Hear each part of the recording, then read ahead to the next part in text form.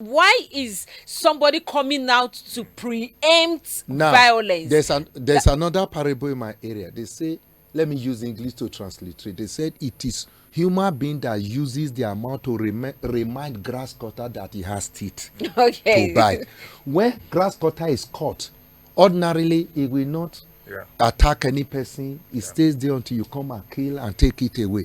But when you are trying to kill it and the people around us say, be careful, make it not bite you. Get it, oh, be careful, make it not bite you. Grass cutter will bite you. Okay. So that is what I see the people talking from the presidency. People are saying they want to go on peaceful protest. Then you people are insinuating there will be violence. Exactly. You're already preempting what's going to happen. You are making inflammatory statement that they should arrest innocent person. Okay. What can be more provocative than what one of the presidential aide was doing last week, calling for that Peter Obi should be arrested. For what? Of course, if Peter Obi is a violent man, I'm not a Labour member. If Peter Obi, I'm a priest. If Peter Obi is a violent man, during the time election was declared last year, that is when Nigeria would have experienced violence. True. But this man came out clearly to tell all the obedience in the country, please don't protest, don't be violent. He will go to court. He believes in the judicial system. And that was why no one raised his hand. No youth protested. Why is somebody calling that he should be arrested for protests that have not even started? For protests that he hasn't even come out to make mention about. And for crying out loud, I personally some of these people have a way of heating up the Nigeria polity. Yes, and I think it's a word of caution for not just politicians, not just government, but also for everyone. It's really selfish. Because such comments can infuriate government. Such comments can infuriate people. Yes. Because it looks like people are already down and you're still stepping on them. It's wrong. But then I also want to ask, the DSS have come out to say they've picked out, they've identified those who are, sponsoring this protest. And for me, it's laughable. If the DSS within a span of 1 week is able to, pinpoint and get these sponsors of this protest, why is it taking years for DSS to get those perpetrators off insecurity in Nigeria? Why haven't the DSS caught them? Question. Why haven't the DSS, tell Nigerians we've arrested such people? I want an answer to that question from both of you, please, if you would. And then vis-a-vis, I remember 2012 Occupy Nigeria protest was led by none other person than our number one man in Nigeria today, Mr. Tinubu. I don't remember GEJ, Goodluck Ebele Jonathan, saying shoot them, stop them from protesting. Oh, they will cause chaos, there will be anarchy, there will be this, there will be that. Rather, he instructed that the police do the needful, protect the peaceful protest. And that protest went for over a week. So why are we having a reverse of that? Is protest no longer a fundamental human right? There's a lot to learn These from two questions, please. Okay, so let me hear from you first. There's a lot to learn from His Excellency President Goodluck Ebele Jonathan. Okay. That man was a man of peace. That man is a Democrat to the core. That man said his ambition is not worth the blood of any Nigerian. Yeah. That man, Goodluck Jonathan, will never come out to say, grab it and run with it. Do you understand?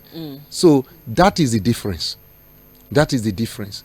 Now that the president have achieved his goal, is now our president, is my president. Of course.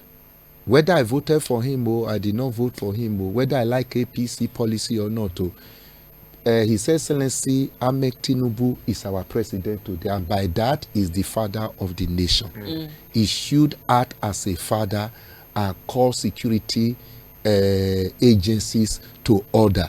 What happened during EndSARS was terrible.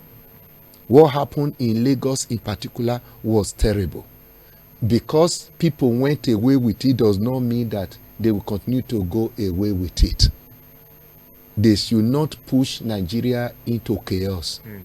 Security agency, agents of states should not orchestrate violence.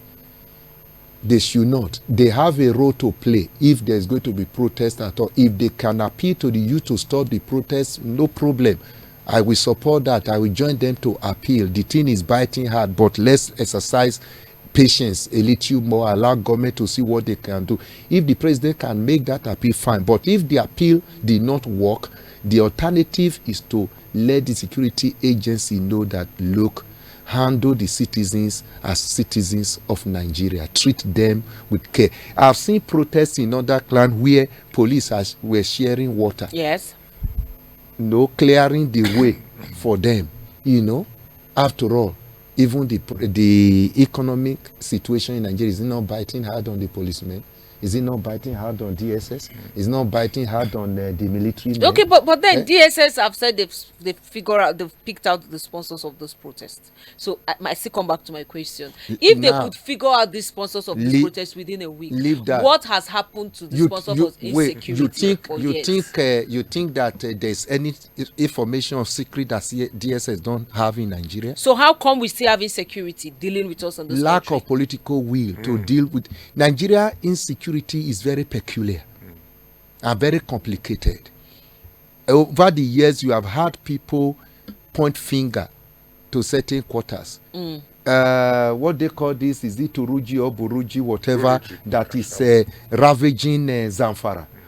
Last week, I saw where he was pointing accusing finger on the minister and said the DSS should query him, should investigate him, and know how neck deep he is into the insecurities that has been ravaging the state when he was there as the apex man.